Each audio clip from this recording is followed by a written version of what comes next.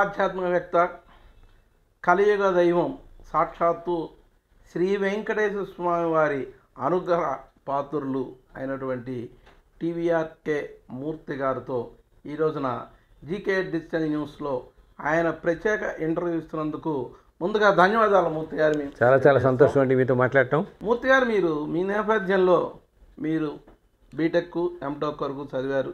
అవునండి. మీ విద్యాభ్యాసం బ్రీఫ్గా ఎక్కడి నుంచి మొదలైంది ఎలా అనేది ఇలాంటివి తెలిస్తే ప్రేక్షకులకు చాలా ఉపయోగపడుతుంది. అంజాద మీరు 2 నిమిషాలు. నేను పశ్చిమ గోదావరి జిల్లా పోత్నూరులో పుట్టానండి. చిన్నప్పుడు 5వ తరగతి దాకా నేను అక్కడే చదువుకున్నాను. సో మా తాతగారు ఆ ఊరు గ్రామకరణ భోగరాజు రామకృష్ణమూర్తి గారు. సో తర్వాత నేను మా నాన్నగారు హైదరాబాద్లో ఏజీ ఆఫీస్లో పనిచేస్తుండేవారు. సో తర్వాత మేము అంటే నాన్నగారికి ఫ్రీక్వెంట్గా ట్రాన్స్ఫర్స్ అవ్వడంతో నేను మా తాతగారి ఇంట్లో 5వ తరగతి దాకా ఉండడం జరిగింది. ఆ తర్వాత నాన్నగారు కొన్నాళ్ళు నాగార్జున సాగర్లో పనిచేశారు. పనిచేస్తున్నప్పుడు మేము ఇంకా 6వ తరగతి నుంచి ఇంటర్మీడియట్ దాకా నాగార్జున సాగర్లో చదువుకున్నాను. నాగార్జున సాగర్లో చదివాను. సో అందుకని నాకు చిన్నప్పుడు ఇప్పటికీ కూడా నాకేంటంటే ఆ పల్లెటూరు వాతావరణం అవి నాకు చాలా ఇష్టం. చిన్నప్పుడు అందులో మా మాయిలు మా పిన్నులు వాళ్ళందరితో పెరగటం, ఆ కాలం నాటి ఆప్యాయతలు అవన్నీ కూడా ఎంతో చూసినవన్నీ అవన్నీ అనుభవించడం చాలా అదృష్టం, ఎంతో అదృష్టంగా అనుకుంటుంటాను నేను. ఆ తర్వాత అది ఇంటర్మీడియట్ దాకా నాగార్జున సాగర్లో చదివానండి. ఆ తర్వాత నాన్నగారికి మళ్ళీ హైదరాబాద్ ట్రాన్స్ఫర్ అవ్వటం. ట్రాన్స్ఫర్ అయిన తర్వాత ఇంక నేను హైదరాబాద్లో ఉస్మానియా యూనివర్సిటీలో బీఈ చదివాను, ఇంజనీరింగ్ చేశాను. ఇంజనీరింగ్ చేసి తర్వాత ఆర్ఈసీ వరంగల్లో ఎంటెక్ చేశాను. ఎంటెక్ చేసి కొన్నాళ్ళు ఆల్విన్ కంపెనీలో జాబ్ చేశాను ఫస్ట్ ఒక 4 సంవత్సరాలు. ఆ తర్వాత ఇక్కడ హైదరాబాద్లోనే టీచింగ్లోకి మారి మాతృశ్రీ ఇంజనీరింగ్ కాలేజ్ అని దాంట్లో చేరానండి. టీచింగ్ సైడ్ వెళ్ళాను అనమాట. అయితే ఆ టైంలో నేను అంటే చిన్నప్పటి నుంచి కూడా నేను కొంచెం బొమ్మలు అవి వేస్తుండేవాడిని, కార్టూన్స్ అవి బొమ్మలు జనరల్ కార్టూన్స్. సో అప్పుడు ఆంధ్రప్రభ పత్రికల్లో వీటిలో వేస్తుండేవాడిని.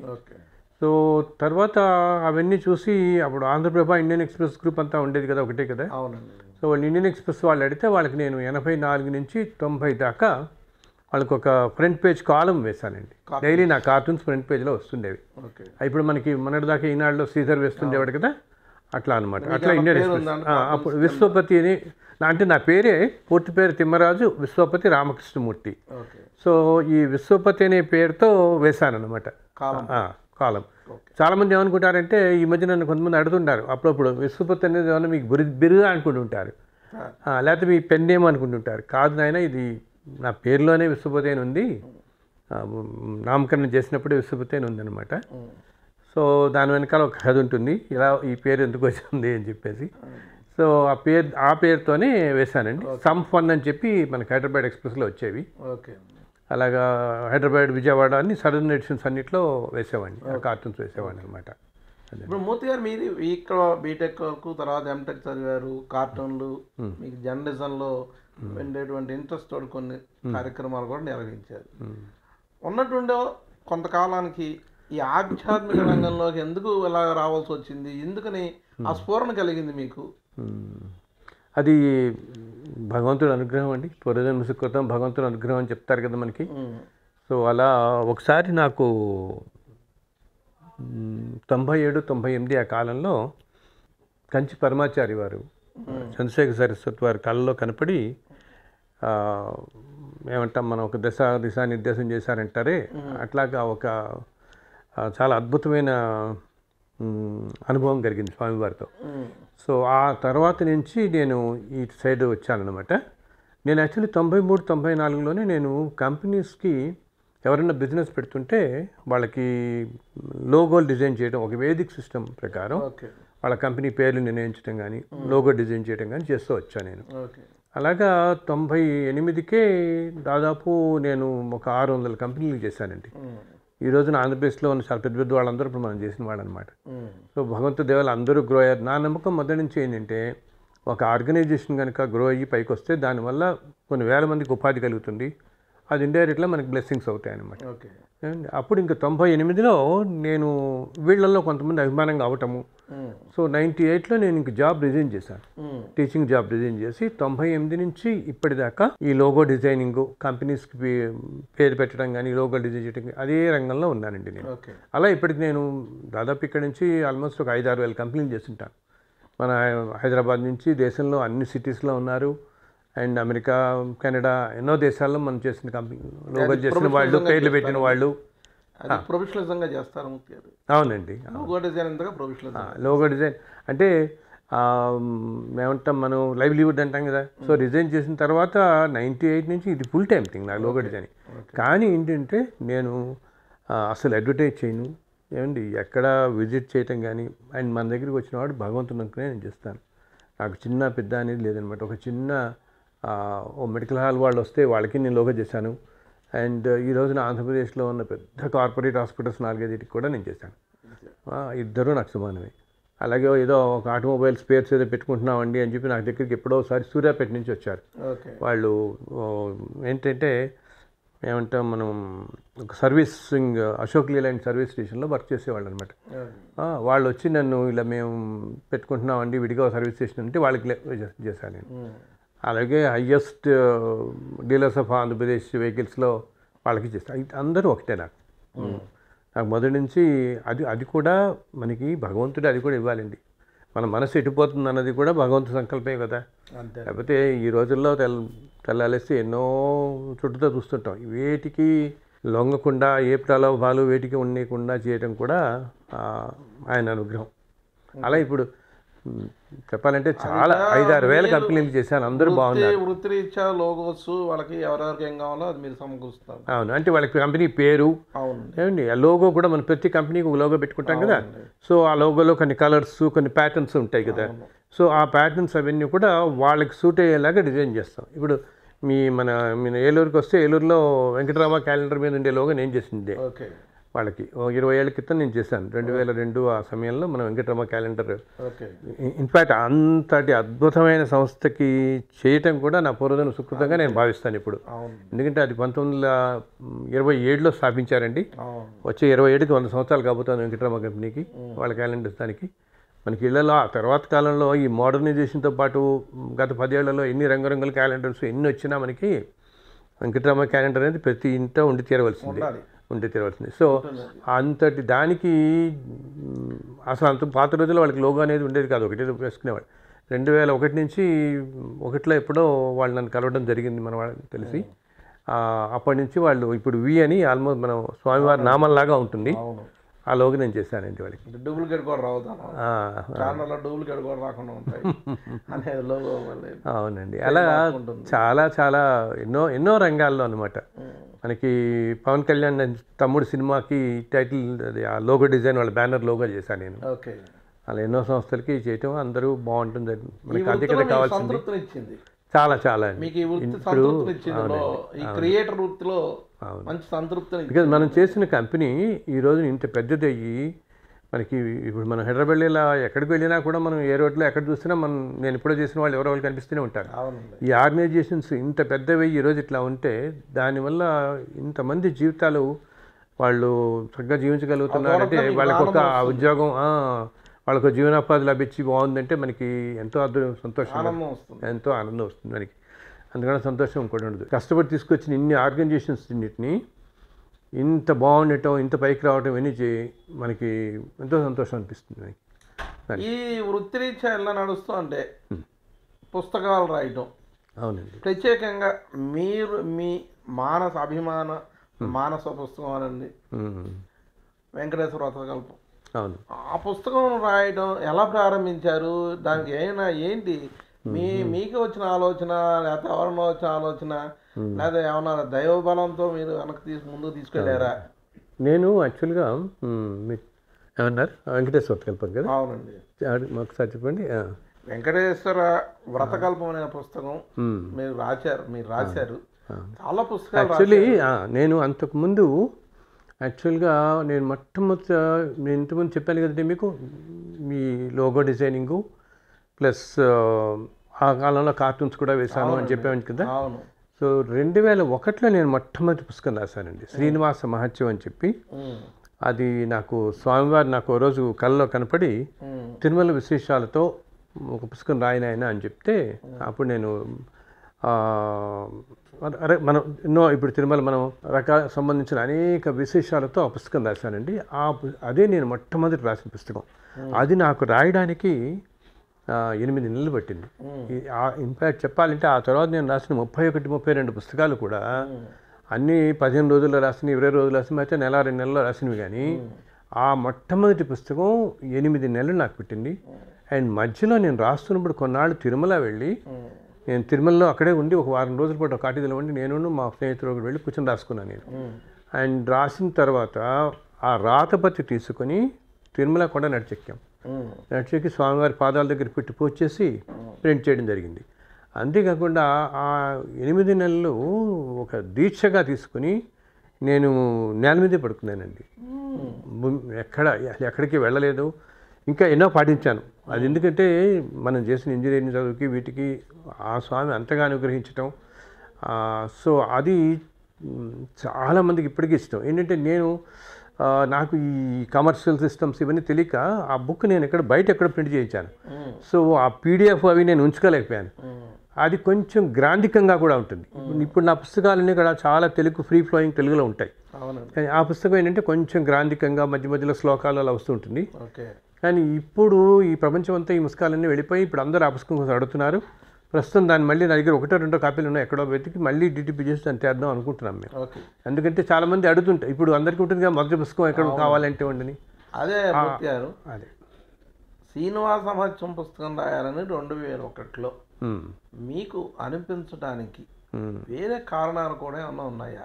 మీరు చదివింది ఎంటెక్ చదువుతున్నారు, లౌకిక ప్రపంచంలో బతుకుతున్నారు, లౌకికంగా మీరు మీ క్రియేటర్గా మీరు వేసుకునే వృత్తి ఉన్నట్టుండి 2001లో శ్రీనివాస మహత్యం రాయాలని ఎందుకు అంటే మీరు ఇందాక చెప్పారు పీఠాధిపతులు నాకు అందరూ చదువుతారు పుస్తకాలు ఇవన్నీ కూడా ఇవ్వాలి రాయాలి అని చెప్పి. అంటే నాకు ఇన్ని విశేషాలతో ఆ పుస్తకాలు రాయడంలో మీ గత అనుభవం ఏమీ లేదు, గతంలో అనుభవం ఏమీ లేదు. తెలుగు సాహిత్యం చదవలేదు, సాంస్క్రిట్ కూడా మీరు ఎక్కడ టచ్ చేసి చెప్పలేదు. సాంస్క్రిట్ లేదు, తెలుగు సాహిత్యం లేదు. కానీ ఆ ఉన్నట్టు రాయగలటంలో ఏంటి, ఏ రకంగా మీరు రాస్తున్నప్పుడు మీకు ఏమన్నా దైవశక్తి ఉందని నమ్ముతూ రాసుకుంటూ వెళ్ళారా, లేదా ఏమైనా చెబుతూ ఉన్నప్పుడు మీరు ఏమన్నా రాస్తున్నట్టు అనిపించేదా అసలు? అంటే ఇవన్నీ నేను రాస్తున్నప్పుడు నాకు ప్రవాహంలాగా అలా కనపడుతుంది అనమాట. ఆ ప్రవాహంలాగా వస్తుంటే నేను రాసుకుంటూ వెళ్ళిపోతున్నారు అంతే తప్పితే. అందుకనే దాంట్లో నేను ఒక్కోసారి ఆ పుస్తకాల్లో నేను రాసిన కొన్నిట్లో కొన్ని లైన్స్ కొన్ని పేర్లు అవి మారుద్దామని చూసేవాడిని. అవి నా తరం అయ్యేది కాదు. మొట్టమొదటి నాకైతే ఏదైతే స్ఫురణకు వచ్చి ఏదైతే నాకు కనపడిందో అదే వాటిల్లో దానికి అట్లా ప్రతి అక్షరాలు అలా వెళ్ళిపోయేదండి. అవే రాశాను అనమాట. నేను రాసిన ప్రతి పుస్తకంలో కూడా నాకు ప్రతిదీ ఒక ఫ్లోలాగా. ఇప్పుడు వెంకటేశ్వర వతకల్పన రాస్తాను. ఇప్పుడు మీరు శ్రీనివాస మహత్యం రాస్తున్నప్పుడు అక్కడ ఆనంద నిలయం గురించి, ఆనంద నిలయ విమానం అసలు 1000 ఏళ్ల క్రితం తిరుమల ఎలా ఉండేది, అటువంటి విశేషాలన్నీ ఉంటాయి ఆ పుస్తకంలో అనమాట. తొలినాటి తిరుమల ఎలా ఉండేది, ఎన్ని పేర్లతో తిరుమలని మనం ఇప్పుడు తిరుమల కొండలకి అసలు సహస్రనామాలు ఉన్నాయంటారు. ఎన్ని నామాలు మనకి. ఆ ఒక్కొక్క నామం విశిష్టత అంతా కూడా నాకు అలా కనపడుతుంటే కొన్ని రాశాను. కొన్ని నామాల గురించి ఇలా రకరకాల అవన్నీ కూడా కేవలం పూర్వజన్మ సుకృతం. నేను ప్రతిదానికి ఒకటి అనుకుంటానండి, అసలు ఏదైనా మంచి పని జరగాలంటే మనకి మానవ ప్రయత్నం, పూర్వజన్మ సుకృతం, పెద్దల ఆశీస్సులు, భగవద్ అనుగ్రహం, ఈ 4 ఉండాలి. భగవద్ అనుగ్రహం కనుక లేకపోతే ఈ మొదటి 3 ఉన్నా కూడా ఆ కార్యం సిద్ధించదు అని మన పెద్దలు చెప్తారు. అంటే ఏంటి, మనం పూర్వజన్మ సుకృతం ఉండి పెద్దల ఆశీస్సులుండి మనం ఎంత గట్టిగా ప్రయత్నించినా ఒక కార్యం అవ్వాలంటే దానికి భగవద్ అనుగ్రహం కూడా తోడవ్వాలి.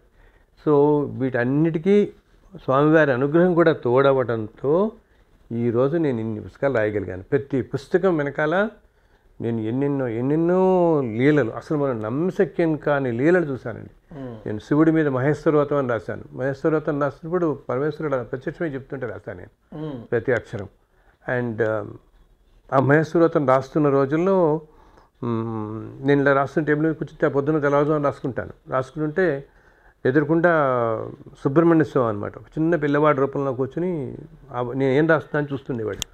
సో ఈ మహేశ్వర వ్రతం అయిన వెంటనే నేను శ్రీ సుబ్రహ్మణ్య వ్రతం అని రాశాను. అది జస్ట్ కేవలం 2 రోజుల్లో రాశాను. సో ఈ వ్రతాల పరంపరలో నేను మొట్టమొదటి రాసింది వెంకటేశ్వర వ్రతం అనమాట. సో ఈ సుబ్రహ్మణ్య వ్రతం దాంట్లో ఏమిటంటుంది, మనకి తమిళనాడులో వాళ్ళు ఆర్పడై వీడు అంటారండి. 6 ముఖ్యమైన క్షేత్రాలు అంటే మన తిరుత్తని, పళని, తిరుచందూర్, స్వామిమలై, ఇలా 6 ముఖ్యమైన క్షేత్రాలు ఉంటాయి వాళ్ళకి. ఈ 6 క్షేత్రాలకి సంబంధించిన 6 కథలు ఆ సుబ్రహ్మణ్య వ్రతంలో వస్తాయి. కథలు అంటే ఏమిటి, ఒకానొక కాలంలో ఆయా ప్రదేశాల్లో 6 క్షేత్రాల్లో జరిగిన కథలు నా కంటికి అలా దృశ్య రూపంలో కనపడితే నేను రాసుకుంటూ వెళ్ళాను. ఆ రోజు 2 రోజుల్లో రాశాను. అండ్ విశేషం ఏమిటి, భగవంతు అనుగ్రహం చెప్తున్నాయి. విశేషం ఏంటంటే ఈ 6 క్షేత్రాల్లో నేను వెళ్ళింది, దర్శించింది కేవలం తిరుత్తని ఒకటే. మిగిలిన 5 క్షేత్రాలు నేను చూడలేదు. ఈ రోజుకి ఇంకా నేను చూడటం జరగలేదు. బట్ 6 క్షేత్రాల్లో కొన్ని వేల సంవత్సరాల క్రితం జరిగిన సంఘటనలు నాకు కనపడుతుంటే అవే రాశానండి. అది ఆ పుస్తకం తమిళ్లో కూడా ట్రాన్స్లేట్ అయింది. అది ఇప్పుడు ఎన్నో సుబ్రహ్మణ్య క్షేత్రాల్లో చదువుతున్నారు. ఇన్ఫ్యాక్ట్ అసలు విశేషం చూడండి, ఈరోజు సుబ్రహ్మణ్య షష్ఠి, ఈరోజు సుబ్రహ్మణ్య షష్ఠి, ఈరోజు వల్లి సేవసేన సమేత సుబ్రహ్మణ్య కళ్యాణాలు అవుతున్నాయి ఇక్కడ హైదరాబాద్లో మనకి. ఆ కళ్యాణాల్లో ఈ పుస్తకం పంచుతున్నారు ఎన్నో చోట్ల. అండ్ అది తమిళ్లో ట్రాన్స్లేట్ అయింది. ఇంకా విశేషం ఏంటి, తమిళ్లో ట్రాన్స్లేట్ అయ్యి మనం తమిళ్లో పంపిస్తూనే ఉంటాం. ఇలా రోజు మనకి ఫోన్లు చేస్తుంటారు, అక్కడ పంపుతుంటాం. వెళుతుంటే ఒకరోజు నాకు వాటిల్లో ఈ 6 క్షేత్రాల్లో స్వామిమలై అనేది ఒక క్షేత్రం, మన సుబ్రహ్మణ్య స్వామిది. సో అక్కడి నుంచి ఒక ఆయన నాకు ఫోన్ చేశారు. ఫోన్ చేసి, మీ సుబ్రహ్మణ్య వ్రతం చదివాను, చాలా అద్భుతాలు జరుగుతున్నాయి మా అందరికీ ఇక్కడ అని. ఆయన తెలుగు తమిళ్ అది కొంచెం మిక్స్ చేశాను అనమాట. అయితే మీరు ఈ స్వామిమలైలో జరిగిన ఒక సంఘటన గురించి రాశారు, ఇది మాకు ఇక్కడ ఈ కథలో, ఇది ఒక 1000 ఏళ్ల క్రితం జరిగింది. ఇది అసలు ఇప్పుడు వాళ్ళు ఎవ్వరికి ఇక్కడ తెలియదండి. ఎప్పుడో పాత తరంలో ఉన్న అర్చకులకి వాళ్ళకి తప్పితే ఎవ్వరికి తెలియదు. ఇది మీరు ఎలా రాస్తారు, ఇదంతా చాలా ఆశ్చర్యంగా ఉంది మాకు అని చెప్పి ఆయన అడిగాడు. నన్ను, ఎప్పుడు వచ్చారు మీరు ఇక్కడికి, ఎన్నాళ్ళు ఉన్నారు ఇక్కడ, మీరు ఇక్కడ ఏం తపస్సు చేశారు, ఏం సిద్ధి పొందారు, ఎలా మీకు ఇవన్నీ కూడా తెలిసాయి, ఈ క్షేత్రం గురించి ఈ విశేషాలు మీకు ఎలా తెలిసాయి అని అడిగారు ఆయన. అప్పుడు నేను చెప్పాను, స్వామి నేను అసలు ఆ ప్రదేశానికి రాలేదు, నేను హైదరాబాద్లో ఇలా కూర్చొని రాస్తుంటే మొత్తం నాకు అలా దర్శనం ఇచ్చింది. అప్పుడు జరిగిందంతా కూడా ఆ కాలంలో జరిగిన విశేషం అంతా దర్శనం ఇస్తే అదే రాశాను. అందుకని ఈరోజు అది ఎంతోమందికి జీవితంలో మారుస్తుంది ఆ పుస్తకం అనమాట. వీటిల్లో నేను మొట్టమొదటి రాసింది వెంకటేశ్వర వ్రతకల్పం. ఆ వ్రతకల్పం కూడా ఏంటంటేనండి, ఈ రోజున అసలు చెప్పాలంటే విశ్వపతి అంటే వెంకటేశ్వర వ్రతకల్పం అన్నట్టుగా అయిపోయింది ప్రపంచంలో అనమాట. అది 2005లో నాకు ఒకరోజు స్వామివారు కళ్ళలో కనపడి, తిరుమల రానాయన, నీకు ఒక వ్రతం నీకు విశేషంగా చెప్తాను, నీకు ఈ వ్రతం ఎప్పటికీ కలియుగాంతం దాకా నిలిచిపోతుంది, కలియుగంలో ప్రజలందరికీ ఎటువంటి కష్టాల నుంచి అయినా బయటపడేసే వ్రతం అని చెప్తారు. అప్పుడు నేను తిరుమల వెళ్ళాను. తిరుమల వెళ్ళిన తర్వాత మరి ఆయన ఎలా దర్శనం ఇస్తాడో మనకు తెలియదు కదా, తిరుమల రానాయన చెప్తానన్నారు. సో మేము ఆ రోజు మార్నింగ్ దర్శనం చేసుకుని, మనకు ఆ రోజుల్లో ఆ మెట్లన్నీ కూడా గుడి ఎదుర్కొండానే ఉండేవి, 1000 కాళ్ళ మండపం ఉండేది అప్పటికి. ఇంకా సహస్ర దీపాలంకరణ సాయంత్రం అప్పుడు అవుతుంటే మనం అక్కడ కూర్చొని చూస్తుండేవాళ్ళం. సో మనం ఆ మెట్ల మీద కూర్చుంటే మనకి ఎదుర్కొంటే లోపల గుళ్ళో దర్శనం కూడా కనపడుతుండేది. ఆ సాయంత్రం ఇప్పుడు అందరూ అక్కడ కూర్చుంటుండేవాళ్ళు వచ్చి. సో నేను ఆ రోజు అక్కడ సాయంత్రం అట్లా కూర్చున్నప్పుడు నాకేంటంటే ఒక్కసారిగా ఇలా మేము మాట్లాడుకుంటున్నాం, మేము కూర్చున్నప్పుడు నాకు ఆలయం వెనకాల అంతా ఆలయం ఉన్న ప్రదేశంలో పెద్ద వెలుగు వచ్చి స్వామిలో నాకు ఒక్కసారిగా విశ్వరూపంలో ప్రత్యక్షమయ్యి ఇంకా నాకు కంటికి ఇంకా ఏమీ కనపడలేదండి. చుట్టుపక్కల నాకు ఏం జరుగుతోంది అసలు ఎక్కడ ఏమీ కనపడలేదు, అసలు ఏ మాట వినపడలేదు నాకు. అప్పుడు నాకు నేను నా దగ్గర ఏదో కాగితం ఏదో ఉంది, దాని మీద నాకు ఏం వినపడిందో అది రాసుకుంటూ వెళ్ళాను. అది మొదటి అధ్యాయం అన్నమాట. దాంట్లో ఈ వ్రతకల్పంలో భగవాన్ ఉవాచ అని మొదటి అధ్యాయంగా ఉంటుంది. దాంట్లో ఆయన చెప్పింది ఏమిటి, నాయన ఈ వ్రతం 2 విధాలుగా చేసుకోవచ్చు. ఒకటేమో సత్యనారాయణ వ్రతంలాగా బ్రాహ్మణ పెట్టుకుని మన డీటెయిల్ ప్రొసీజర్గా వివరంగా అన్నమాట. రెండో పద్ధతులు ఏంటి, ఏ రోజైనా ఎవరైనా ఒక కులం, గోత్రం, ఉపవాసాలు, నియమనిష్టలు ఏమీ అవసరం లేకుండా కేవలం వారున్న ప్రదేశం నుంచే కేవలం కథలు చదివి ఒక్క నమస్కారం వాళ్ళని ఉపదేశించి పెట్టినా రెండిటికీ సమాన ఫలితం ఇస్తాను అని చెప్పి ఆ స్వామి చెప్పాడు ఆ రోజు నాకు. అని ఆయన ఇంకోటి ఏమన్నారు, ఇది మొదటి కథ అధ్యాయం, మిగిలిన 4 అధ్యాయాలు నీకు తర్వాత కాలంలో 4 మహర్షులు నీకు ప్రత్యక్షమై చెప్తారు, ఇది ఎప్పటికీ ఉండిపోతుంది అని అన్నారు.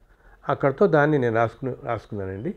సో అలాగే స్వామి అనుగ్రహం అది ఎంతసేపు జరిగింది దాని మధ్య అప్పుడు అడుగుతుంటారు, అది ఎంతసేపు అయింది ఏమిటనేది. యాక్చువల్లీ ఏంటంటేనండి, ఇప్పుడు భగవంతుడు అనేది మనం వేరే లోకాలు వేరే ప్లేన్ అనేది ఎప్పుడు మనతో పాటే ఉంటుంది. ఆ ప్లేన్ భగవంతుడు అనే ప్లేన్ కూడా మనం దాంట్లోకి వెళ్ళలేము, కానీ ఆ ప్లేన్ మనతో పాటు ఉంటుందన్నమాట.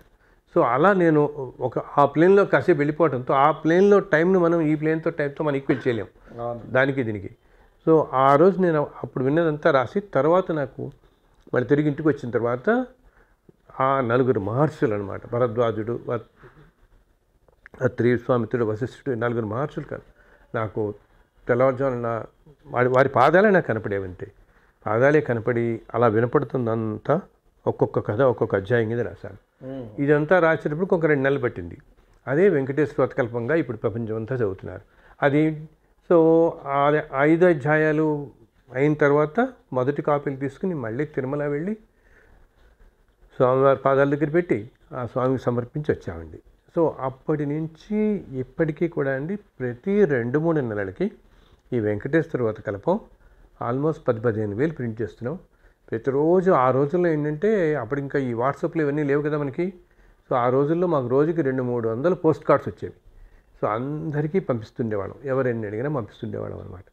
అలా జరుగుతూ ఇంకెంతోమంది జీవితాలు మార్చి ఈ వ్రతం ఏంటి, అది చదువుకోగానే పెళ్ళిళ్ళు అవ్వటం, పెద్ద పెద్ద అనారోగ్యాల నుంచి బయటపడటం ఏమండి. అండ్ ఇది మొట్టమొదట్లోనే హిందీలోకి ట్రాన్స్లేట్ అయింది. ట్రాన్స్లేట్ అయిపోగానే నేనేం చేస్తాను, నా పుస్తకాలని ఒక వెబ్సైట్లో పెట్టేస్తాను అనమాట. ఎవరైనా ఫ్రీగా డౌన్లోడ్ చేయొచ్చు, ఎక్కడి నుంచి ఏ దేశంలో ఎవరు కావాలన్నా. మనకు ఒక ఈమెయిల్ పెట్టక్కర్లేదు, ₹1 పంపించక్కర్లేదు, నాకేమి చెప్పక్కర్లేదు. ఇప్పుడు అన్ని పుస్తకాలు నా వెబ్సైట్లో ఉంటాయి. అసలు ఎన్ని లక్షలు. ఇప్పటికీ ఆ మధ్య ఎవరో చెప్తున్నారు, ఈ వెబ్సైట్ మెయింటైన్ చేసే వాళ్ళు ఉంటారు కదా, ఆ పిల్లవాడు ఇప్పుడు కాదు 3-4 సంవత్సరాల క్రితమే అతను నాతో అన్నాడు, ఇప్పటికీ కేవలం అమెరికాలోనే 2 మిలియన్ కాపీస్ డౌన్లోడ్ చేశారు దాంట్లోంచి. అమెరికా, కెనడా, స్విట్జర్లాండ్ ఈ దేశాల్లో 2 మిలియన్ అంటే 20 లక్షల కాపీలు 5-6 సంవత్సరాల క్రితం సంగతి ఇది. నేను ఓ రోజు ఊరికినే అన్నా, బాబోయ్ అసలు ఎన్ని డౌన్లోడ్ అయ్యే ఊరికిని సరదాగా అంటే చెప్పాడనమాట. ఇన్ఫాక్ట్ ఆ పిల్లాడు నాతో అంటుండేవాడు, సార్ ఎందుకు ఇంత తాపత్రయ పెడతారు, మీది $1 పెట్టండి దానికి ఓ డౌన్లోడ్కి, అందరు జనరల్లీ డౌన్లోడ్స్కి పెడతారు ఫ్రీ డౌన్లోడ్ కాకుండా అనేవాడు. బాబు నా తరం కాదు, అది అలా ఉండనివ్వండి అంటుండేవాడు. అలాగా 2 లక్షల కాపీలు కేవలం ఆ వెస్ట్రన్ కంట్రీస్లోనే డౌన్లోడ్ చేశారండి. సో నేను ఈ హిందీలో ట్రాన్స్లేట్ అయిన తర్వాత ఏం వెబ్సైట్లో ఉంటుంది కదా, ఆ హిందీ డౌన్లోడ్ చేసి చదువుకున్న వాళ్ళల్లో కొంతమందికి వాళ్ళ జీవితాల్లో అనేక మెరికల్స్ జరిగి ఒకళ్ళు కన్నడలో ట్రాన్స్లేట్ చేశారు, ఒక్కొక్కళ్ళు తమిళంలో చేశారు. అలా ఈ రోజున ఈ వెంకటేశ్వర వ్రతకల్పం 12 భాషల్లో ఉందండి. అది కూడా ఏంటి, మన భారతీయ భాషలో తెలుగు, తమిళ, కన్నడ, మలయాళం ఇవే కాకుండా అది ఫ్రెంచ్ లాంగ్వేజ్లో ఉంది, జర్మన్ లాంగ్వేజ్లో ఉంది, ఇటాలియన్ లాంగ్వేజ్లో ఉంది, రష్యన్ లాంగ్వేజ్లో ఉంది. రష్యన్స్ అయితేనండి 4-5 ఏళ్ల క్రితం మాస్కో నుంచి మా ఇంటికి వచ్చారు. వాళ్ళు రష్యా లాంగ్వేజ్లో ట్రాన్స్లేట్ చేసి, ఇప్పుడు ఎక్కడ మాస్కో, మనం ఎక్కడున్నాము, ఆయన వైభవం వాళ్ళందరి మనస్సుల్లో దూరం చేయించుకోవాలి. కానీ వాళ్ళు 24 మంది ఇక్కడికి వచ్చి వాళ్ళు రష్యాలోకి ట్రాన్స్లేట్ చేశారు. అలాగే జర్మన్లోకి ట్రాన్స్లేట్ చేశారండి. సో వీళ్ళందరూ చెప్తారనమాట, వాళ్ళందరూ చదువుతారు, ట్రాన్స్లేట్ చేయడం కాకుండా అమెరికన్స్ కూడా. ఇప్పుడు మన దగ్గర అందరికీ ఏమైందంటే చాలామంది కుటుంబాలలో ప్రతి శనివారం చదవటం అలవాటైపోయింది. అంటే కేవలం కథలు చదువుకుని ఒక్క నమస్కారం పెట్టినా మనస్ఫూర్తిగా ఆయన ఏదంటే అది తీరుస్తున్నాడు అనమాట. భగవంతుడికి ఏంటంటే ఆయనకు కావాల్సింది ఎప్పుడూ స్వచ్ఛమైన భక్తి, ఆర్తి. ఈ మనిషి ఎంత ఆర్తితో ఎంత ధర్మంగా ఉండి కోరుకుంటున్నాడని. ఆయన ఎప్పుడూ మీరు ఒక 50 లక్షలు పెట్టి యజ్ఞం చేయండి, యాగం చేయండి, ఇవన్నీ ఆయన ఏమి అడగడు కదండి. ఆయనకు కావాల్సింది స్వచ్ఛమైన భక్తి అనమాట. అండ్ ఈ పుస్తకం ఏమిటి, తేలికగా ఉండటం, ముందర ఏ నియమనిష్టలో అవసరం లేదు, ఈ కాలానికి తగ్గట్టుగా ఉండటంతో ఎంతోమందికి వెళ్ళి. ఆ మధ్య నాకు తణుకు నుంచి ఎవరో ఫోన్ చేశారు, అక్కడ ఏజెన్సీ ప్రాంతంలో అండి, ఏజెన్సీ ప్రాంతాలలో సాయంత్రం అయ్యేటప్పటికి అనమాట, ప్రతిరోజు సాయంత్రం అయ్యేటప్పటికి ఏంటి అడవి మధ్యలో ఆ వీధి ఒకటే ఒక ల్యాంప్ ఉంటే ఆ ల్యాంప్ దగ్గర కూర్చుని చదువు వచ్చిన పిల్లవాళ్ళు చదువుతున్నారు ఈ పుస్తకం. 5 కథలు చదివితే ఆ ఊరంతా వచ్చి వింటుంది. నాకు తణుకు నుంచి ఒక ఎన్జిఓ వాళ్ళు నాకు ఫోన్ చేసి ఇదంతా చెప్పి, గురుగారు ఇలా చదువుతున్నారు ఇక్కడ, మీ పుస్తకాలు మాకు ఒక 400-500 పంపిస్తే ఈ గూడాలన్నింటిలో మేము పంచుతామన్నారు. సో వాళ్ళందరికీ పంపించాను. అప్పుడు నేను పంపించాను, 500 పంపించాను వాళ్ళకి. అండ్ మనకి అంతకంటే భాగ్యమే ఉంటుంది. అయితే ఇదంతా ఏంటంటే స్వామివారి అపారమైన అనుగ్రహం తప్పితే ఏమీ లేదు దీంట్లో. ఏదో మనం చేసాము మనం అనేది అసలు రాకూడదు ఎక్కడ కూడా. అసలు ఎప్పుడు నేను అసలు ఆలోచించాను. నేను అందరూ అడుగుతుంటారు మీరు ఎందుకు చేస్తున్నారు, అసలు ఎందుకు చేస్తున్నాను ఏమిటి, ఇది అసలు ఆలోచించండి. అలా వెళ్ళిపోతుంది ఆ పరంపర అంతే. ఎన్ని పుస్తకాలు రాసినారంటే? ఇప్పుడు నేను 32 పుస్తకాలు రాశానండి. ఇప్పుడు ఇలా వెంకటేశ్వర వ్రతం లాగానే మహేశ్వర వ్రతం అని శివుడి మీద. సో మహేశ్వర వ్రతం రాసినప్పుడు మేము శ్రీశైలం వెళ్ళాం. అంటే ఏ పుస్తకం రాసినా ఏ దేవత మీదైనా ఆ క్షేత్రానికి వెళుతాను ముందు. మనకి అంత అదృష్టం ఆ పరమేశ్వరుడు అనుగ్రహించాడు కాబట్టి, ఆ దేవత అనుగ్రహించింది కాబట్టి అక్కడికి వెళ్ళి పూజ చేసి మొదటి కాపీలు స్వామికి సమర్పిస్తాం. అలాగే శుభదుర్గావతం అని దుర్గాదేవి అమ్మవారి మీద రాశాను నేను. అన్నీ కూడా నాకు ఒక ధారలాగా వచ్చేస్తున్నాయి. సో ఆ శుభదుర్గా రాసినప్పుడు మేము విజయవాడ వచ్చాం. విజయవాడ వచ్చి అమ్మవారి దగ్గర పెట్టి, ఇన్ఫ్యాక్ట్ మేము ఆ రోజు ఆల్మోస్ట్ 1000 కాపీస్ తీసుకెళ్ళాం. అలాగే కార్లలోనే వెళ్ళేది. తీసుకెళ్ళిస్తే అక్కడ ఒక క్షణంలో 1000 కాపీలు అక్కడున్న సెక్యూరిటీ వాళ్ళు, కానిస్టేబుల్స్ అందరూ తీసుకున్నారు వాళ్ళు. ఆ తర్వాత నేను అప్పుడప్పుడు పంపిస్తూనే ఉన్నాను మనకి. అలాగే ఆ తర్వాత జ్ఞాన సరస్వతి వ్రతం అని రాశాను. అండ్ షిరిడి సాయిబాబా మీద సాయి రక్షా వ్రతం అని, లక్ష్మీ నరసింహ వ్రతం అని రాశాను, నరసింహస్వామి. అది ఎన్నో దేవస్థానాల్లో, నరసింహస్వామి దేవస్థానాల్లో చదువుతున్నారండి ఇప్పుడు. ఎంతోమందికి అసలు ఏంటంటే కొన్ని మన దగ్గర ఆంధ్రప్రదేశ్లో కొన్ని జిల్లాల్లో కొన్ని కుటుంబాలలో లక్ష్మీ నరసింహస్వామి వాళ్ళ కులదైవం, ఇంటి దేవుడు అంటారు వాళ్ళందరూ. మనకి ఎస్పెషల్లీ ఈ కదిరి, అనంతపూరు అటుపక్కన, మంగళగిరి ఇటు పక్కన, సింహాచలం మనకి అక్కడ ఇలాగా యాక్చువల్లీ అనంతపూరు, కర్నూలు, అహోబిలం ఈ చుట్టుపక్కల వాళ్ళందరూ నరసింహస్వామి కులదైవం అనమాట. వాళ్ళకి ఎప్పుడైతే ఈ పుస్తకం దొరికిందో ఎంతో సంతోషపడ్డారు వాళ్ళు, లక్ష్మీ నరసింహ కల్పం అని. సో అది ఫస్ట్ కాపీస్ మేము తీసుకుని యాదగిరిగుట్ట వెళ్ళాం. అక్కడ వెళ్ళి పూజ చేసాం అనమాట. అలాగా ఒక 10 పుస్తకాలు రాస్తాను. రకరకాల దేవత వ్రతం అని ఉంటుంది కానీ చాలా తేలిగ్గా ఉంటుంది అనమాట. అండ్ అన్నీ కూడా ఇలా ఉచితంగా ఇస్తున్నాం అండి, కంప్లీట్గా. ఎవరైనా అడిగినా పంపిస్తున్నాం. వాళ్ళ ఊళ్ళలో పంచుకుంటారు, బ్రహ్మోత్సవాల్లో పంచుకుంటున్నారంటే. అండ్ అసలు చాలా సార్లు మేము ఇప్పుడు ఎన్ని వింటుంటామంటే, కొంతమందికి అయితే స్వామివారే ఏదో రూపంలో కనపడి తెచ్చి ఇచ్చిన వాళ్ళు ఉన్నారు ఈ పుస్తకాన్ని కూడా. వాళ్ళ ఇంటికి ఆయనే ఏదో రూపంలో వచ్చి ఈ పుస్తకం ఇచ్చిన వాళ్ళు. కొంతమందికి రాత్రి కళ్ళలో కనపడి, నైనా రేపు నువ్వు ఫలానా ఫంక్షన్కి వెళతావు, నీకు అక్కడ ఈ వెంకటేశ్వర వ్రతకల్పం దొరుకుతుంది, అది చదువు, నీ కష్టాలన్నీ తీరుతాయి అని చెప్పటం. అలాగే ఆ విధంగానే వాళ్ళు జరగటం. అలా ఈ 24 సంవత్సరాల్లో ఎన్నెన్నో లీలలు విన్నానన్నమాట. మీరు ఇవన్నీ ఉచితంగానే పంచుతున్నారు, మొత్తం అన్ని రకాల భాషల్లోనూ సందర్భాన్ని బట్టి వేసి ఉచితంగానే పుస్తకాలు పంచుతున్నారు. ఎలా మీకు ఇంత ఆర్థిక వనరులు ఎలా వస్తాయి? అది కూడా ఆయనే చూసుకుంటాడండి, అన్నీ ఆయనే చూసుకుంటాడు అంతే. అది మొదట్లో చేస్తూ వెళ్ళేవాళ్ళం మేము. ఇంకా నెంబర్ ఎక్కువైపోతున్న కొద్దీ, మొట్టమొదట్లో అంటే ఓన్లీ వెంకటేశ్వర కల్పమే కదా. ఆ తర్వాత నెంబర్ ఎక్కువైపోతున్న కొద్దీ ఇన్ని వేలు, ఇన్ని లక్షలు ప్రింట్ చేయడం కూడా చాలా మెయినట్టు కాస్ట్లీనే. కానీ ఏంటంటే భగవంతుడి పనికి మనం అంటామే, ఎప్పుడైతే మనం అంత సంకల్పము అన్నీ గట్టిగా ఉండి మనం చేసుకుంటూ పోతుంటే ప్రతిదీ ఆయన సమకూరుస్తాడు. అన్నీ ఇప్పుడు రాయటం అంతా ఒక ఎత్తు, అండ్ అందరికీ చేర్చడం ఒక ఎత్తు, ఇన్ని జీవితాలు బాగుపడటం ఒక ఎత్తు. వాటికి అంత ప్రామాణికంగా కూడా ఉంటున్నాయి కదా ఈ రోజున. వీటన్నిటికీ ఆయనే అండి. అండ్ నేను ఎవరో ఒకళ్ళు అసలు నాకు ఒక్కోసారి ఎవరు ఏం తెలియని వాళ్ళు నాకు ఎక్కడి నుంచో ఫోన్ చేసి, ఏమండి మీ వ్రతకల్పం చదువుకున్నాం, వెంటనే మా జీవితంలో బ్రహ్మాండమైన మార్పు జరిగింది, మా అమ్మాయి పెళ్లి సెటిల్ అయింది, ఇంకోటి అయింది, మేము కూడా ఏదైనా పుస్తకాన్ని చేస్తామండి అంటూ ఏదో ఒకటి వాళ్ళు తోచిన ఏదో వాళ్ళు చేస్తున్నారు. అలా ఎన్ని సంవత్సరాలుగా ఎవరో ఒకళ్ళు చేస్తూనే ఉన్నారండి అప్పుడప్పుడు. లేకపోతే నా ఒక్కళ్ళ వల్ల ఇది కాదు.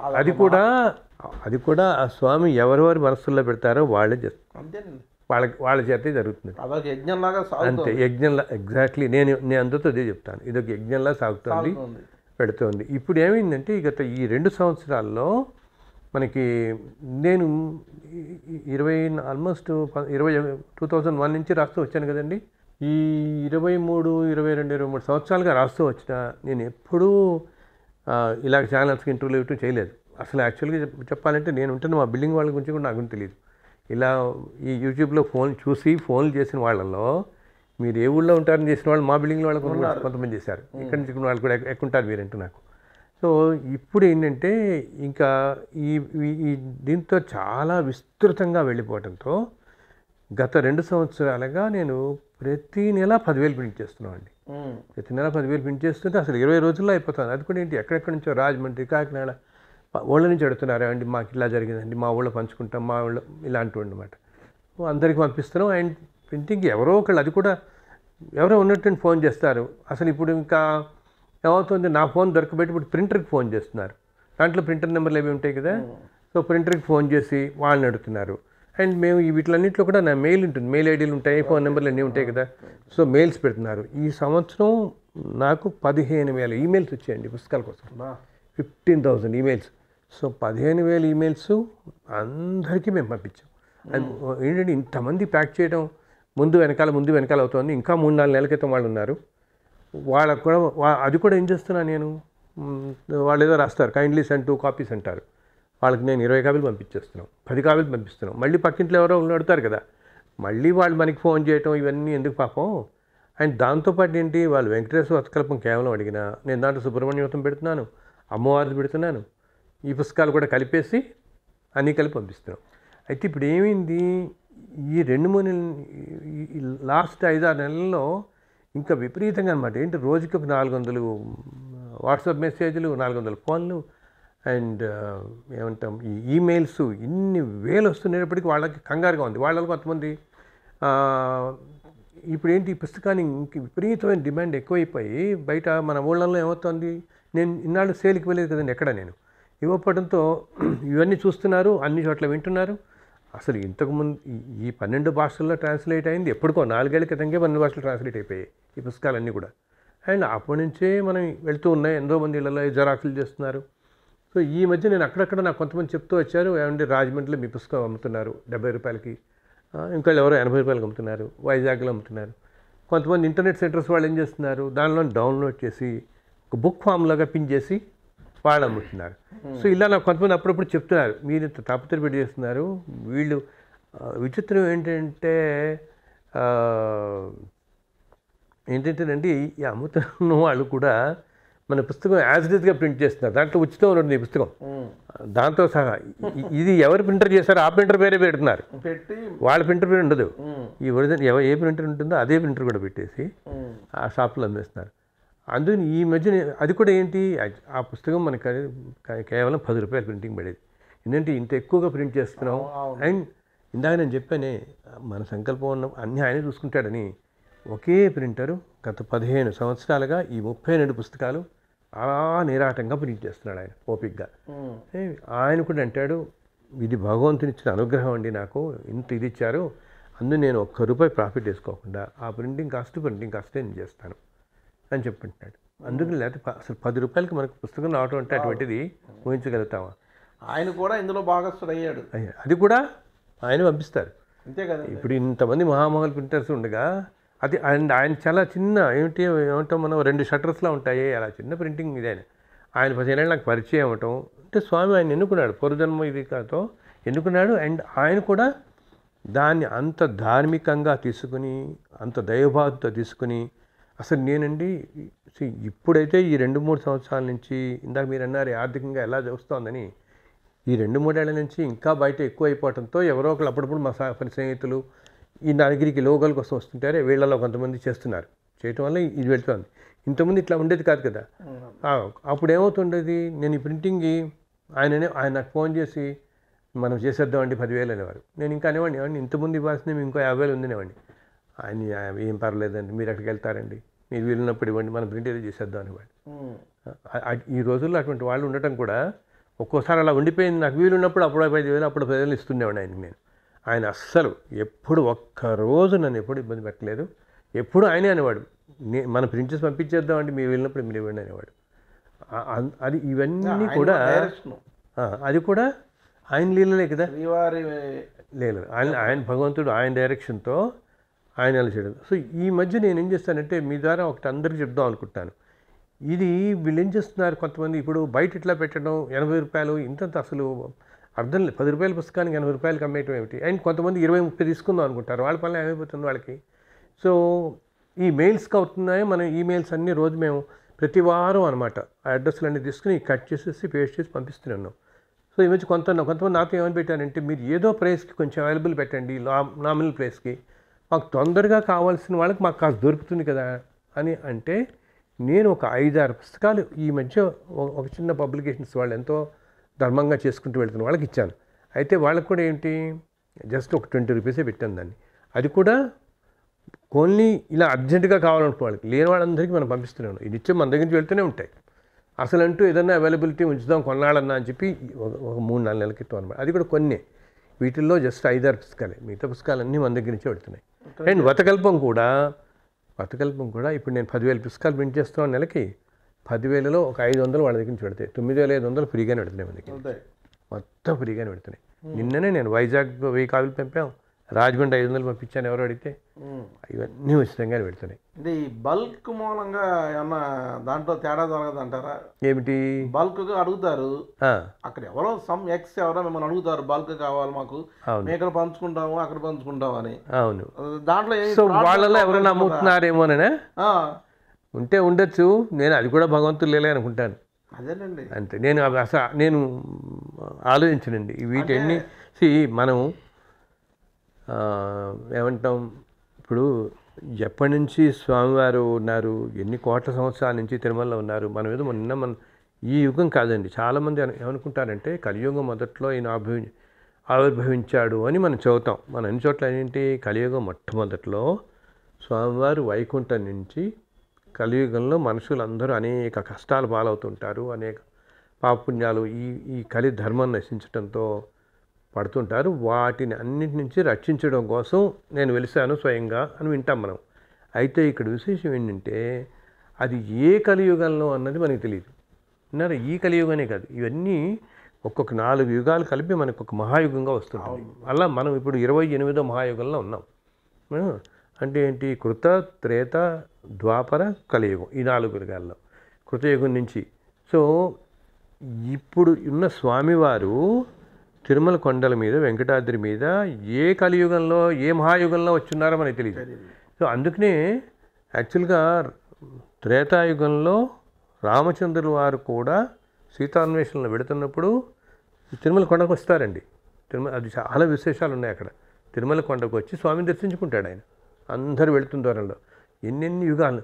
సో ఎందుకు చెప్తున్నానంటే, ఇన్ని యుగాలుగా ఉన్న స్వామి అండ్ ఈ కాలాలలో ఎంతోమంది మహానుభావులు, ఇప్పుడు మనం అన్నమాచార్య కీర్తనలు వింటుంటాం కదా, ఎంతోమంది మహానుభావులు ఎన్నో విధాల స్వామిని సేవించి వాళ్ళ జన్మలు తరించారు కదా. సో ఇలా వెంకటేశ్వర వ్రతకల్పం అనేది కూడా అప్పుడప్పుడు కొంతమంది రాశారని నేను ఈ మధ్య నాకు తెలిసింది. ఎప్పుడన్నా నేను వింటున్నాను, ఏమిటి, ఒక 50 ఏళ్ల క్రితం ఒక ఆయన రాశారు, ఒక ఊళ్ళో, ఒక చీరాల దగ్గర ఒక పల్లెటూరులో ఒక ఆయన చిన్న వ్రతం పుస్తకం రాశారు. వెంకటేశ్వర వ్రతం అనే ఉంటుంది పేరు. ఆయన తమాషాగా ఏమిటంటే, మన పుస్తకం ఆయనకు వెళ్ళింది. ఇది ఇప్పుడు 15 ఏళ్ల క్రితంగా చెప్తున్నా. ఎవరో చెప్పారట వాళ్ళ ఊర్లో, ఆయన చాలా గొప్ప పండితుడు, మహాపండితుడు అనమాట. ఎవరో వాళ్ళ ఊర్లో చెప్పారు, ఇలా వెంకటేశ్వర కల్పం అని ఒకటి వచ్చిందండి, చాలా బాగుంది, తేలిగ్గా ఉంది, మేము చేసుకుంటున్నామంటే ఈయన అనుకున్నట్టు వెంటనే ఈయన ఎవరో మన పుస్తకం కాపీ కొట్టి రాశాడు అని. అది ఎందుకంటే నాకు ఆయన అంతా ఉత్తరం రాశారు తర్వాత అనుకుని వెంటనే ఈ పుస్తకం తెప్పించుకుని చూస్తే ఆయన పుస్తకానికి నా పుస్తకానికి సంబంధం లేదు అసలు. ఆయన రాసిందంతా వేరు, నేను రాసినంతా వేరు పూర్తిగా. ఆయన నాకు ఒక పెద్ద ఉత్తరం రాశారు, ఎంతో చక్కగా. పాతకాలం వాళ్ళు గొలుసు కట్టు రాత ఉంటుంది చూసారా, అలా గొలుసు కట్టు రాతతో ఆయన అవ్వారు వెంకటేశ్వర శర్మ అని ఆయన రాసుకుని, నాయన నీ పుస్తకం అంతా చూశాను, ముందు ఇలా అనుకున్నాను నేను, కానీ చూస్తే చాలా ఇదిగా ఉంది, ఎంతో అద్భుతంగా ఉంది, అండ్ భగవద్ అనుగ్రహం చాలా ఉంది నీ మీద అని ఇంకా 4 మాటలు అన్నారు. ఇలాగా సో ఈ రోజున ఈ వెంకటేశ్వర కల్పం ఇన్ని దేవస్థానాలు చేపట్టడం ఇంత వెళుతోందంటే మనకు అంతకు మించిన అదృష్టం ఏముంటుంది. సో నేను అసలు యాక్చువల్గా చెప్పాలంటే దాని మీద నా పేరు ఉండడం కూడా నాకు ఇష్టం ఉండదు. కానీ ఏదో ఒక పేరు ఏదో ఉండాలి కదా వీటికన్నిటికీ. ఈరోజు ఇట్లా ఉంటామండి మనం. ఓ 50 ఏళ్ళ తర్వాత మనం ఉంటాం, 100 ఏళ్ళ తర్వాత ఉంటామా? ఇప్పుడు అన్నమాచార్యులు అన్నారు 500 ఏళ్ళ క్రితం, 500 ఏళ్ళ క్రితం ఈ రోజున ఇంత ప్రాచుర్యంలోకి వచ్చాయి, అంతే కదా. ఆ కీర్తనలన్నీ మీకు అన్ని కొన్ని వచ్చాయి, ఇప్పటికీ కొన్ని వచ్చాయి మనకి. అలాగా ఇది ఈ మధ్య నా దగ్గరికి ఒక ఆయన వచ్చారండి. ఆయన ఏం చెప్తున్నారు, ఇది యాక్చువల్గా ఎంతమంది జీవితాల్లోకి వెళ్ళిపోయిందంటే కొన్ని దేవాలయాలలో శిలాఫలకాల మీద ఈ మొత్తం కథలన్నీ చెక్కిస్తున్నారు. మనకి అంతకంటే భాగ్యం ఏమిటి ఇంకా. అదంతా ఆయన లీల. కాకపోతే ఎక్కడెక్కడో దేశాల్లో ఎక్కడెక్కడో చోట్ల ఈ మధ్య మొన్న కూడా నన్ను ఒకళ్ళు వచ్చి కలిశారు. ఆయన చెప్తున్నాడు వాళ్ళకి చాలా పెద్ద ఫామ్స్ అవి ఉంటాయి, అక్కడ పూర్తి శిలాఫలకాల మీద మొత్తం ఎందుకంటే రైతులు అందరూ వచ్చి చదువుకోవడానికి మేము చెక్కిస్తున్నామండి అంటున్నారు అనమాట. సో అది అపారమైన అనుగ్రహం తప్పించి మరొకటి కాదు. ఇప్పుడు మీకు ఆ యొక్క దైవం బలంతో మీరు పుస్తకాలు రాయడం, పబ్లిక్ పంపడం, ఫ్రీగా పంపడం, కొరియర్ సహా చేస్తున్నారు. ఈ అంతకి మీ నమ్మకం కేవలం స్వామివారు నన్ను ప్రతినిధిగా పెట్టారు తప్ప నాది కాదు ఇది. ఆయన చేయించుకునే పనులు నేనేదో ఊరికే మధ్యలో తడికిదారులని నేను చేయడం తప్ప వేరే కాదు అని మీ భావనలో ఉంది. ఇలాంటి మహత్యాలు ఏ రకంగా ఆయన రాయిస్తున్నారో మీతోటి, ఏ రకంగా బయట డిస్ట్రిబ్యూట్ చేయించుకుంటున్నారో ఆయన పని లాంటివి కొన్ని కుటుంబాల్లో కానివ్వండి, కొంతమందిలో కానివ్వండి, ఆ స్వామివారి అనుగ్రహం ఉన్నటువంటి సంఘటనలు 1-2 ఉంటే మీరు ప్రేక్షకులకు చెప్పాల్సిన.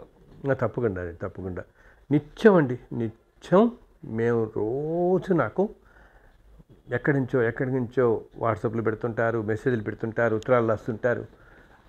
మాకు ఇట్లా జరిగిందండి, మా జీవితంలో ఇంత మార్పు వచ్చిందండి అంటూ ఎన్నెన్నో చూస్తూ వచ్చాం. ఇప్పుడండి యాక్చువల్లీ ఎన్నో వేద పాఠశాలల్లో చదువుతున్నారు ఈ పుస్తకాలన్నీ కూడా.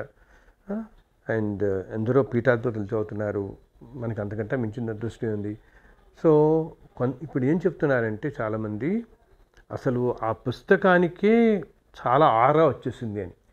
వీరు చదవకపోయినా కేవలం ఆ పుస్తకం మీ దగ్గర ఉన్నంత మాత్రానే మిమ్మల్ని పుస్తకం కాపాడుతుంది అని చెప్తున్నారు. దానికి ఈ మధ్య కూడా నాకు ఒక కిందటి నెలే యశోద హాస్పిటల్లో ఒక ఆయన 2 కిడ్నీస్ ఫెయిల్ అయ్యి కోమాలో వెళ్ళిపోయారు. వెళ్ళిపోతే ఆ పక్కన బెడ్ మీద ఒకళ్ళు ఎవరో ఈ వతకల్పం చదువుతుంటే వీళ్ళు అడుగుతారు ఆయన్ని, వీళ్ళ ఉంటారు కదా వాళ్ళ బంధువులు అడుగుతారు, ఏం పుస్తకం చదువుతున్నారంటే, లేదమ్మా ఇది చాలా పవర్ఫుల్, ఏదో మా వారికి ఒంట్లో బాలపతి చదువుతున్నాం, ఇది చదివితే బయటపడతారని చాలా నమ్మకం మాకు అందరు చెప్పారంటే, వెంటనే వీళ్ళు ఏం చేశారు, వీళ్ళు కూడా నెట్లో డౌన్లోడ్ చేసుకుని ఎవరైతే ఇప్పుడు నేను చెప్పానో మీకు కిడ్నీస్ ఫెయిల్ అయిపోయి అన్నారు కోమాలు ఉన్నాయన, ఆయన తల కింద పెట్టారండి, కేవలం పిల్లో కింద పెట్టారు. 2 రోజుల్లో ఆయన కోమాల నుంచి బయటకు వచ్చి 4వ రోజున ఆయన డిశ్చార్జ్ అయ్యి ఇంటికి వచ్చారండి. అది అసలు నిన్న ఇది జరిగింది, ఇలా మిరాకిల్. కేవలం నిన్న మీకు తర్వాత ఇప్పుడు చూపిస్తాను. నిన్న నాకు వాట్సాప్లో ఒకళ్ళు పెట్టారు, వాళ్ళ చెల్లెలు అనమాట, ఎప్పుడు ఈ మొత్తం చదువుతుంటుంది కాపాడమని, అదే అందరిని చల్లగా చూడమని. వాళ్ళ బ్రదర్ వాళ్ళు ఒక పెద్ద కార్ యాక్సిడెంట్ అయిందండి. అండ్ ఇప్పుడు ఈ రోజుల్లో చాలామంది ఏం చేస్తుంటే నమ్మకం వచ్చి వాళ్ళు ఎప్పుడు వాళ్ళతో వతకల్పం ఉండి తీరాల్సిందే. ఏమిటి, బయటికి వెళితే వాళ్ళ కార్లో డాష్బోర్డ్ మీద పుస్తకం ఉంటుంది, ఇది మనని కాపాడుతుంది. ఆ కారు ఎలా యాక్సిడెంట్ అయిందంటే అది చూస్తే దీంట్లో మనిషి బతుకుంటారు అనుకుంటాం. అసలు ఆ కారులో ఉన్న వాళ్ళకి ఎవరికి చిన్న గీతలు కూడా తగలకుండా నడిచలేదు, బయటకు వచ్చారు. ఆ అమ్మాయి నాకు పెట్టింది, అంకుల్ వతకల్పం సేవ్డ్ ఆల్ మై ఫ్యామిలీ అని చెప్పేసి. నేను వచ్చని చదువుతున్నాను, అదే నన్ను కాపాడింది. ఇలాగా ఎన్నెన్నో మెరికల్స్ అండి, అసలు చాలా అసలు ఏంటి మాటరాని పిల్లలకి మాటలు రావటం, ఎన్ని విచిత్రం, ఎన్ని చెప్తారంటే అసలు పుస్తకం కొంతమందికి అయితే ఇందా చెప్పాను ఆ పుస్తకం దొరకటమే ఆశ్చర్యంగా ఉంటుందని. నాకు ఒక 10 సంవత్సరాల క్రితం ఒకతను ఫోన్ చేశారండి, శ్రీనివాస్ అని చెప్పి స్విట్జర్లాండ్ నుంచి చేశాడు. అతను ఏమిటా, అతను యుఎస్ ఎంబసీ, అమెరికన్ ఎంబసీ చెన్నైలో ఉంది కదా మనకి, యుఎస్ ఎంబసీలో ఆయన ఒక ఇమ్మిగ్రేషన్ ఆఫీసర్. అంటే ఆయన లీలలు ఎలా ఉంటాయని చెప్తున్నారు. ఇమ్మిగ్రేషన్ ఆఫీసర్గా ఉన్నాడు. ఒకసారి ఇలా వర్క్ చేసుకుంటూ మధ్యలో గబుక్కున వెనక్కి తిరిగి పక్కన ఎవరితో అమెరికన్ ఏదో మాట్లాడా ఇటు తిరిగితే ఎదుర్కొంటే స్క్రీన్ మీద అతనికి కంప్యూటర్ సిస్టమ్ మీద వెంకటేశ్వర కల్పం వచ్చింది. అసలు యుఎస్ ఎంబసీలో సర్వర్స్ అనేవి హైలీ సెక్యూర్. అసలు మన యాహూలు జీమెయిల్ ఏముండవు, చాలా చాలా చాలా సెక్యూరిటీ వాళ్ళది కదా అమెరికన్ ఎంబసీ అంటే. అతని వెతకల్పం వచ్చినప్పుడు అసలు షాక్ అయిపోయి ఏం చేశాడు, ఇమీడియట్లీ ఒక ప్రింట్ ఇచ్చి తీసుకున్నాడు. తర్వాత ఆలోచిద్దాం అసలు ఇదేమిటో అని చెప్పేసి, తెలియదు అతనికి ఈ బుక్ గురించి. ప్రింట్ తీసుకుని వెంటనే ఇంటికి తీసుకెళ్ళి అలమార్లో పెట్టాడు పైన. ఓ రోజు తీసి చదువుదాం అని అలమార్లో పైన పెట్టాడు. అయిందా, ఇలా గడిచి 20 రోజులు అయింది. 20 రోజులు అయిన తర్వాత ఓ రోజు రాత్రి స్వామివారు ఆ రోజు కల్లో కనపడి, ఏ శ్రీనివాస్, ఆ వెంకటేశ్వర కల్ప నీకు అలమార్ మీద పెట్టడానికే ఇచ్చానా అన్నట్టు. ఇది నిజంగా జరిగింది. నాకు ఇతను అనేటప్పటికీ వెంటనే నెక్స్ట్ డే తీసి లేదు స్వామి అని చెప్పి వేసుకుని చదవటం మొదలుపెట్టి, ఆ తర్వాత అతనికి ప్రమోషన్ వచ్చింది. ఆ తర్వాత ఈ వెంట స్విట్జర్లాండ్ ఎంబసీ, న్యూజిలాండ్ నుంచి నాకు ఫోన్ చేసి ఇదంతా చెప్పాడు. ఇలా ఎంతో మంది జీవితాల్లో అండి నిత్యం మేము వింటూ ఉంటాం ఇలా జరిగింది. ఇలా అసలు ఇప్పుడు మన వాళ్ళు అంటారు ఆ పుస్తకం గురించి తెలవాలంటే కూడా తెలవాలన్నా వాళ్ళకి ఆ టైం రావాలండి అంటుంటారు. అట్లా అనమాట.